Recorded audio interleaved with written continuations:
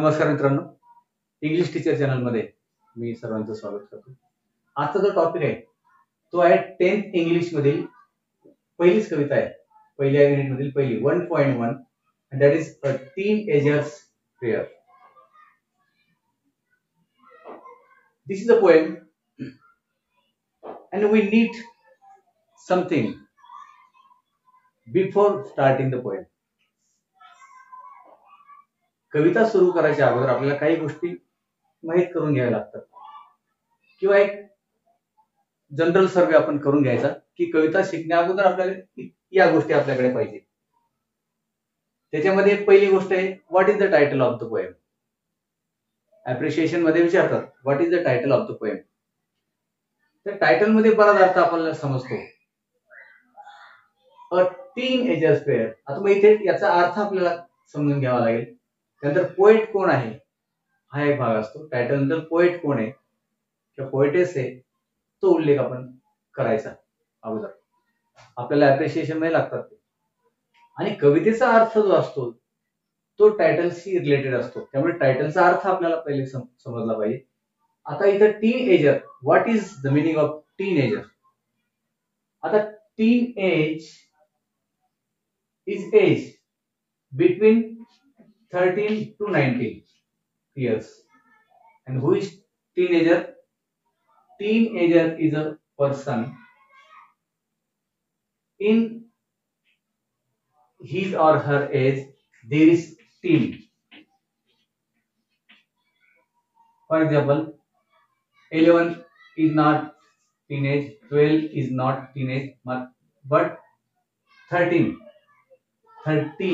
14, 15, 16, 17, 18, 19. 13 to 19, this is the age group of teenager. 13 पासून 19 पर्यंत जे वयोगट आहे तो झाला टीनएज. आणि या ठिकाणी जो प्रार्थना करणारा मुलगा आहे तो टीनएजर आहे. त्याची एक प्रार्थना आहे देवाला. नंतर मिनिंग ऑफ द टायटल की अशा मुलाची प्रार्थना आहे. टायटलचा आपण मिनिंग समजून घेतला पाहिजे. नंतर स्टांजास की कवितेमध्ये स्टांजास किती आहे. There are 5 stanzas having 4 lines each. It means 5 into 4. There are 20 lines. 5 stanzas आहेत आणि 20 ओळी त्या कवितेमध्ये आहे. हा पण एक भाग जनरल बघून घ्यायचा. आता rhyming words and scheme. There is difference between rhyming words and rhyming scheme. Rhyming words generally comes at the end of the lines, and those words rhyme with one another. And after watching them, we decide the rhyming scheme. For example, the first line, second line, third line, fourth line. First line may rhyme with second or fourth. For here is suppose this is bed, here is cat, and here is ask, and here is them. समजा असे शेवटचे अक्षर जर चार रोडलेले असतील तर बॅटला ए नाव द्यायचं. हा आणि हा याचा उच्चारामध्ये फरक आहे त्याला बी नाव द्यायचं. बॅट आणि कॅट म्हणजे राईम होतोय म्हणून याला पण एच नाव द्यायचं. काही सारखाच आहे तो. आणि हा वेगळा आहे ए बी सी. आणि हा ए पण नाही बी पण नाही, कुठेच मॅच होत नाही. याला ए ए बी ए, याला C, A B A C अशी रायमिंग स्कीम याची वेगळी. कारण हा कुठेच राईम होत नाही. हा ए, हा वेगळा बी आहे, हा पुन्हा ए, हा सी आहे. ए बी ए सी अशी ही रायमिंग स्कीम झाली. काही कवितेमध्ये ए बी अशी रायमिंग स्कीम असते. या ठिकाणी मात्र वेगळी आहे. So rhyming scheme is also important factor. त्यानंतर फिगर्स ऑफ स्पीच. 10वीला ज्या 4-5-6 कविता आहेत त्याच्यामध्ये एक ठराविक 5-7 फिगर्स ऑफ स्पीच वापरलेले आहेत. जसं सिमिली आहे, मेटाफर आहे, पर्सनिफिकेशन आहे, अलिट्रेशन आहे, अँटिथेसिस आहे. इन्व्हर्जन आहे आणि अजून एक दोन आहे. तर फिगर्स ऑफ स्पीचवर पण आपले काही व्हिडिओज बनवलेले आहेत, ते डिस्क्रिप्शन बॉक्समध्ये त्याची लिंक मी टाकतो. फिगर्स ऑफ स्पीच बघून या, आपल्याला 5, 7, 8, 10 लागणार आहेत. तर त्या ओळी आल्या तर काय रिपीट झालं किंवा काय शब्द आले म्हणजे तो अलंकार होतो. कवितेचं सौंदर्य वाढवण्यासाठी कवी अलंकार वापरतो, फिगर्स ऑफ स्पीच. त्याचा पण अभ्यास करावा लागतो. नंतर डिफिकल्ट वर्ड्स, हे तर आपलं कामच आहे, डिफिकल्ट वर्ड्स बघून घ्यायची. आणि आफ्टर ऑल थीम ही आपल्या भाषेत करून घ्यायची. कवितेचे शब्द वेगवेगळे असतात आणि ते शब्द आणि त्याचा आपल्याला उत्तर लिहिताना अडचणी येतात, कारण ती भाषा वेगळी असते आणि प्रश्न वेगवेगळे विचारलेले असतात. म्हणून आपण थीम आपल्या भाषेत करून घ्यायची 10-12 ओळीमध्ये किंवा जशी कविता असेल तशी. Theme must be in our own language, so it will be easy to write answers. So all these factors should be noted at first before to start the poem, and then we may start the poem line by line, and then we can translate it in mother tongue and then in English to English like this. तर मग अशा प्रकारे आपण कविता शिकणार आहोत. 1.8 teenager. चला तर मग शिकूया. Teenager's Prayer. Let us see the first stanza. There are 4 lines. Each day brings new beginning. Decisions I must make. Each day brings new beginnings. It means every day brings different beginning. It means there may be different beginning every day has. प्रत्येक दिवसाला वेगवेगळी सुरुवात असते आणि प्रत्येक दिवस एक नवीन सुरुवात घेऊन येत असतो, असं पोएट या ठिकाणी सांगतो. Each day brings new beginnings. Decisions I must make. And the poet says, every day I have to make different decisions every day. So let us say again 2 lines. Each day brings new beginning. प्रत्येक दिवस एक नवीन सुरुवात आणतो आणि रोजचं निर्णय मला रोजच घ्यावा लागतो. I am the only one to choose the road that I will take. Here poet says that he has to select the road where to go,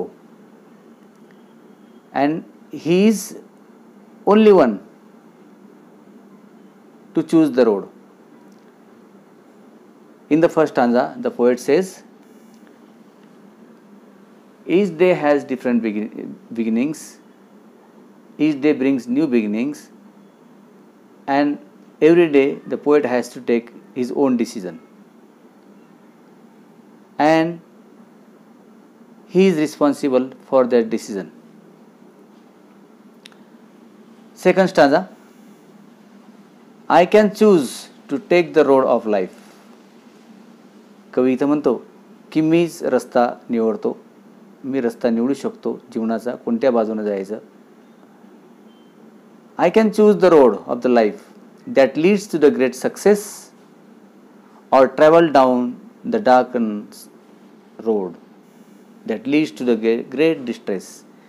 Here the poet says that he can choose the road of the life, where to go.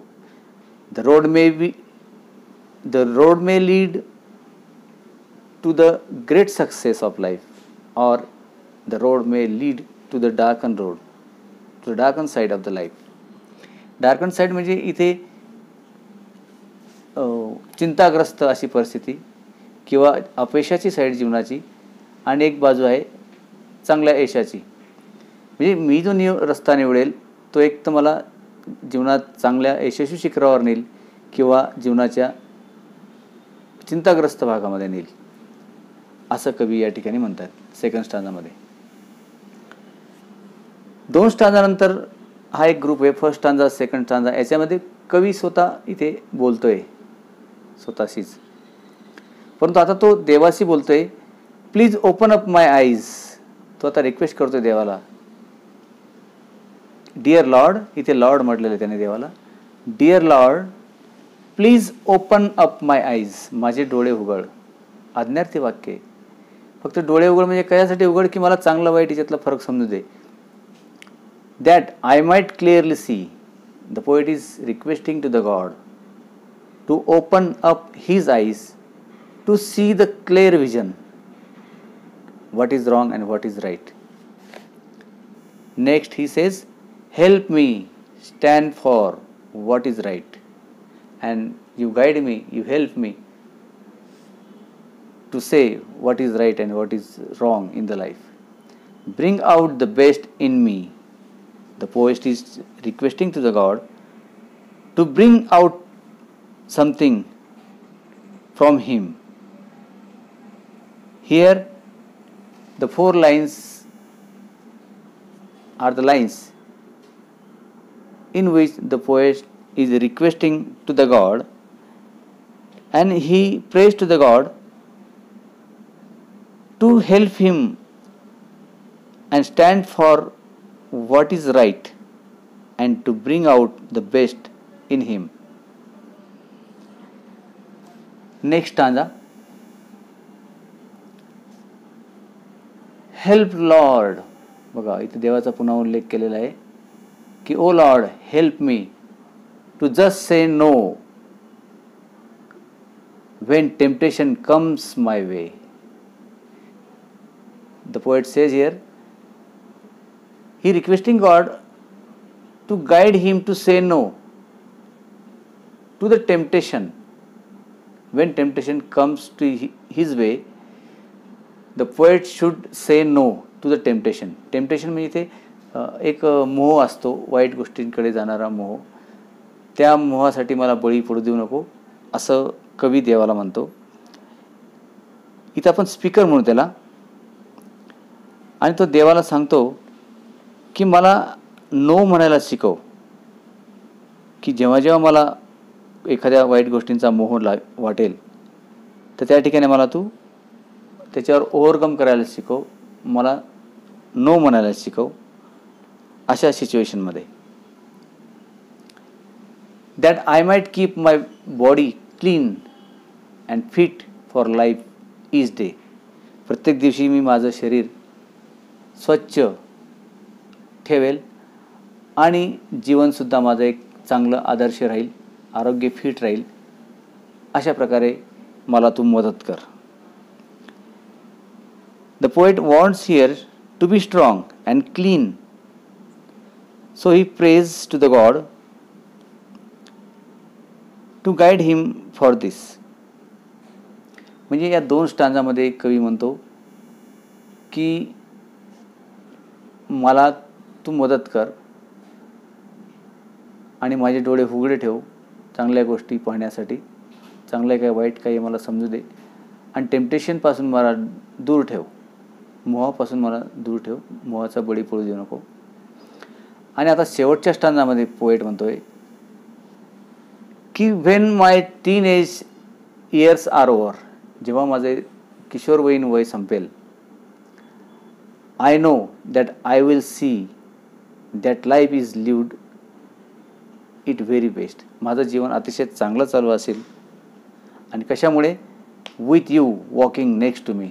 आणि तू माझ्या पुढे चालत असतील, मला मार्गदर्शन करत असतील, आणि माझं जीवन अतिशय चांगलं राहील अशी एक कवीने अपेक्षा व्यक्त केलेली आहे. की तो म्हणतो की when my teenage years are over, by that time he will surely know the truth of the life, and he will live happily the best life forever, because the God will be ahead in front of poet and he will guide him.